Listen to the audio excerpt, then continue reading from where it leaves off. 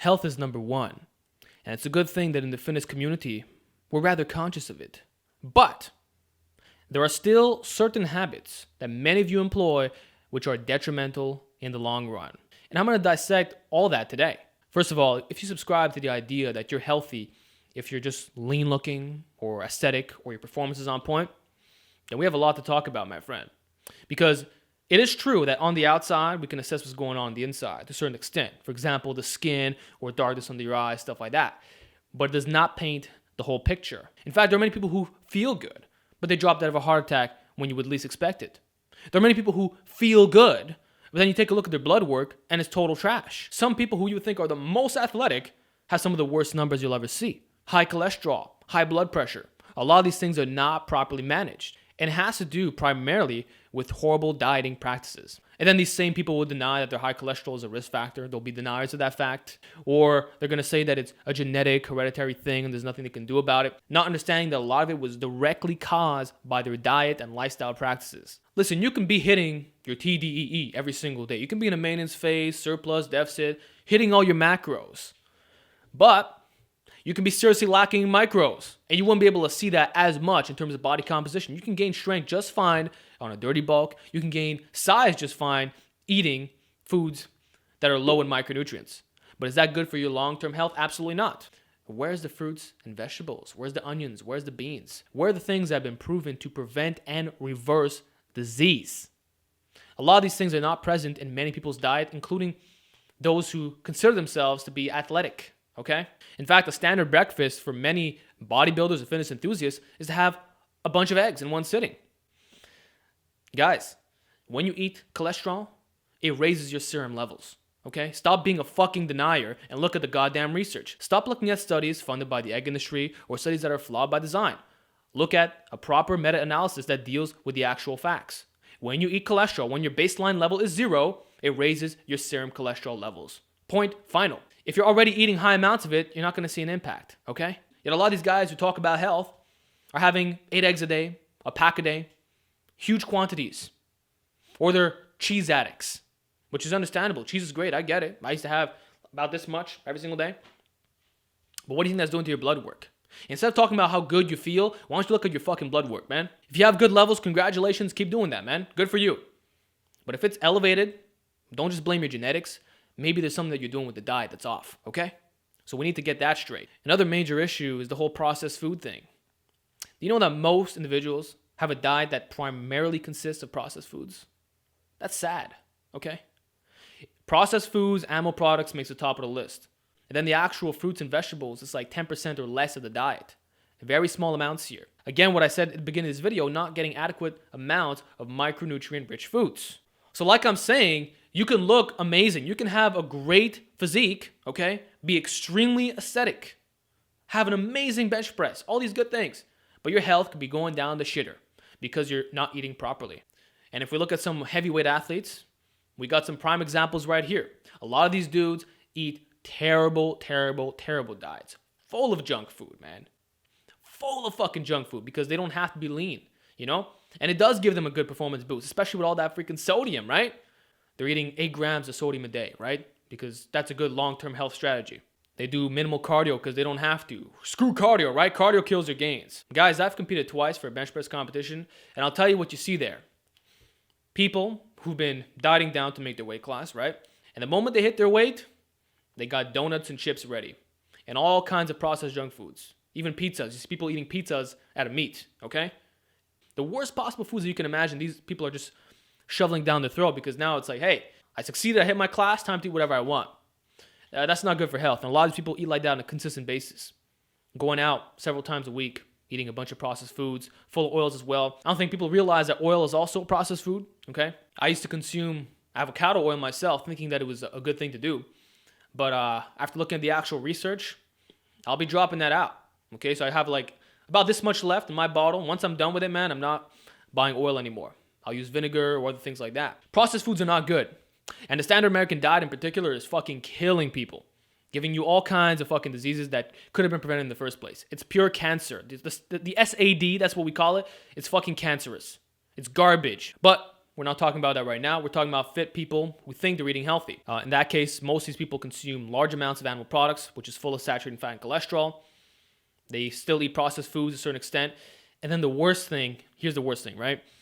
Because they have large amounts of muscle mass, okay, their TDEE is higher, meaning they could eat more than a regular person.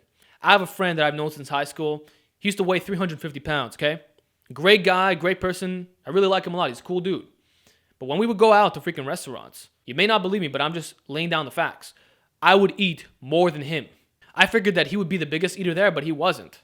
Why? Well, he actually got fat through eating processed foods, low quality foods that were not rich in micronutrients. He would eat 2 bags of chips a day, a bunch of hamburgers, just stuff that did not agree with long-term health. That's what he would eat, and it's not really filling stuff. So even though you don't need a large quantity of it, you can blow up like a freaking whale.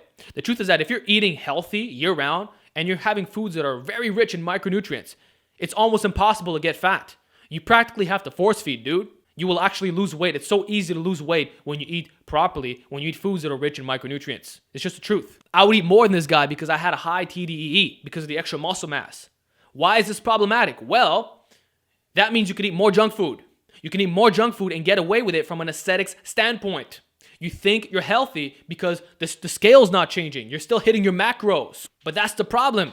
You're still impacting your heart health. You're still impacting your longevity. And guess what? When you eat all that food, it does shorten your lifespan, man. And it does put more stress on the digestive system and all these other things, okay? It's not good to overeat. Even if you're a leaner guy, it's not good. And just because you can eat a fucking extra large pizza once a week doesn't make it healthy. Do you realize what you're putting into your body, man? That's one of the worst foods you could possibly eat. And some of these fit guys who believe in moderation are having a pizza once a week, extra large. You think that's not hindering your long-term health? It absolutely is. Once a week having an extra large pizza is not good for you, okay?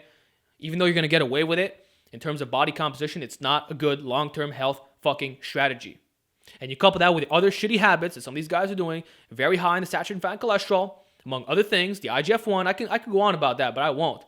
And you have a recipe for fucking disease. Now, what's another ideology that fit people like to include? I touched upon this a little bit before, but cardio kills your gains, so I'm not going to do it. That's garbage.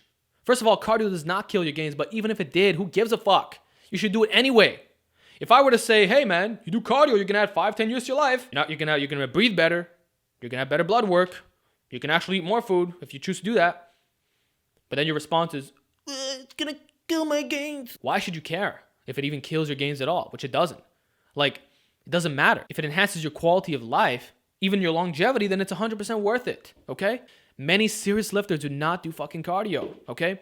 They might eat relatively clean diets, and they're still pretty decent in terms of body composition, but no cardio. And they have no fitness. They gas out super, super easily. That's horrible, man. You should at least be walking every day. You should be moving your body for at least 20 minutes a day. That's like a bare minimum. But ideally, it should be more around 40, 60, even 90 minutes. Now, not everybody has time for that, so I'm completely aware of that fact. Maybe you can get yourself a trampoline, do rebounding at home. So while you're playing fucking Call of Duty, or Red Dead Redemption 2, since that's coming out, or whatever other game you want to play. I've been doing Dragon Quest myself. Fucking amazing, by the way. But while you're doing that shit, be on your fucking rebounder, you know what I'm saying? Do that shit. Or get yourself a fucking jump rope and do it in your house, or do it outside. Take you 10, 20 minutes. Or do some shadow boxing. If you want to be quick about it. You know what I'm saying? It doesn't have to be stressful, but fuck, do some goddamn cardio. Who cares if it kills your gains? It doesn't, but who fucking cares? Do it for the health benefits. And then one final thing that I'd like to touch upon in this video is people who take steroids, okay? You're killing yourself. Stop trying to justify roids as being healthy. They're not fucking healthy. It's killing you, dude. I don't care if you're a low doser. I don't care if you do it right. You're increasing the growth factors that accelerate cell growth and other aspects of the body. And don't think that you're safe with the fucking SARMs either. They haven't been proven to do what they claim they do, isolating one little area, okay? It's still not without side effects. And if you equate the dose, it might actually be just as problematic, okay? So the current generation that exists are not fucking safe, and nobody should be recommending that. Nobody should be fucking taking it unless you're a professional athlete making a full-time living off this, and that's what you have to do. If you're in professional sport, you do what the fuck you gotta do. But you're not gonna be the healthiest either if you're doing that, taking a bunch of drugs, okay? But telling recreational lifters that they should be on drugs, or making that seem cool, like that's the norm. That should be like looked down upon if you ask me. When you have dudes who have so much body dysmorphia that they're willing to fucking kill themselves, put all these fucking drugs into their body, and shorten their lifespan considerably. That is like, it shows where a lot of the fitness community is at. And it seems that these are the people who make it to the top. Fucking druggies. You're worshiping a fucking drug addict. It's the truth. You're injecting yourself multiple times a week and you're fucking killing yourself. You think these guys will live a long life? You think these guys will have good blood work? I hear some of these dudes defending Reuters, okay? And they're going to say, well, this guy made it to 70 years old, 75 years old. Okay, let's establish something. The average age is around 78 years old. Now, I already told you that most people have a diet that is high in processed foods, low in micronutrients, foods that are fucking trash, and they're still making it to 78 years old. How the fuck could you be happy with dying at 70? How can you call that the ripe old age of 70? When you're so-called fit. Does that make fucking sense? Really, think about that for a second. How can you call that ripe old age when you're living less than the average person who already eats like trash, who doesn't fucking exercise? Use your common sense. It's not good for you. Roids are not fucking healthy. I don't care if you're taking low doses, man. If it even takes away 2 years off your life, 5 years off the life, it doesn't matter. It's not good. And it can increase the risk factors for other diseases in the body that you didn't know might have developed, okay? I already said that having higher levels of IGF-1, for example, in the body is not good. Now imagine if you're injecting IGF-1 into the body direct. You think that's good for you? Why think all these bodybuilders are dropping dead young? A lot of these athletes are dropping dead young. It's not hereditary. It's not some genetic heart disease. It's shitty diets, sometimes lack of cardio, and of course, drugs, okay? Drugs kill you young. And when you combine that with party drugs, which is what a lot of these aesthetic guys do, you have a recipe for disaster. Look what happened to Ziz, okay? People say that, oh, it was a genetic thing. It was the heart. If Ziz would have ate a really, really good diet, full of whole foods, okay? He would have done cardio instead of saying that it kills your leg gains. I believe he said that, but quote me if I'm wrong. And if he would have abstained from the roids and the party drugs, guess what? He would have still been alive today. And that's just fact, okay? It's me not dissing on him. I respected him a lot. I used to follow his stuff. I was here when he died, man. I found out like the next day. Louis Marco had just made a video on the subject, I believe. Okay, this was 2011. I was there, okay? I've been following these guys for a long time. So I know what went down. Fuck, man, we gotta really pay more attention to long-term health. Instead of watching bodybuilders for nutrition advice or strength athletes who are on a bunch of roids, why don't you follow some skinny guy, some hippie-looking guy, if you will, that actually knows a thing or two? Why don't you pick up some books by some really good authors? Why don't you look at some actual studies, a meta-analysis? Why don't you look at the fucking research, man? Value health more, because many people are gonna have disease even with these so-called healthy habits. It's just the truth, okay? Stop eating processed foods, increase your micronutrient intake, do some fucking cardio, and try to maximize your lifespan, okay? Do things that enhance the body, don't break it down. And stop using your extra muscle mass and your higher TDE to eat garbage. Even though you can get away with that temporarily, in the long run, it's not good. So that said, those are my thoughts on the subject. As you can see, I'm pretty passionate about it, man. Because I think health is really number one. I would lose all my gains right now if I can add 10 years to my life. I want to live to be 100 years old. I'm shooting for maximum fucking lifespan. Whether I reach it or not, doesn't matter. At least I'm fucking trying. At least I'm doing the best of what I'm capable of to hit my objective, okay? I don't subscribe to the idea that you should be on the highway, maximum speed, and then eventually you just crash. Then you're done. I'm about taking it slow until you make it to a real ripe old age while having a better quality of life and being free of disease, if possible, okay? At least you're trying to maximize your health. And if disease happens, then it happens, okay? But at least you tried. So those are my thoughts on the subject. Health is number one. Do you agree with me? Or would you rather just take a bunch of steroids and die young? What do you think? Let me know.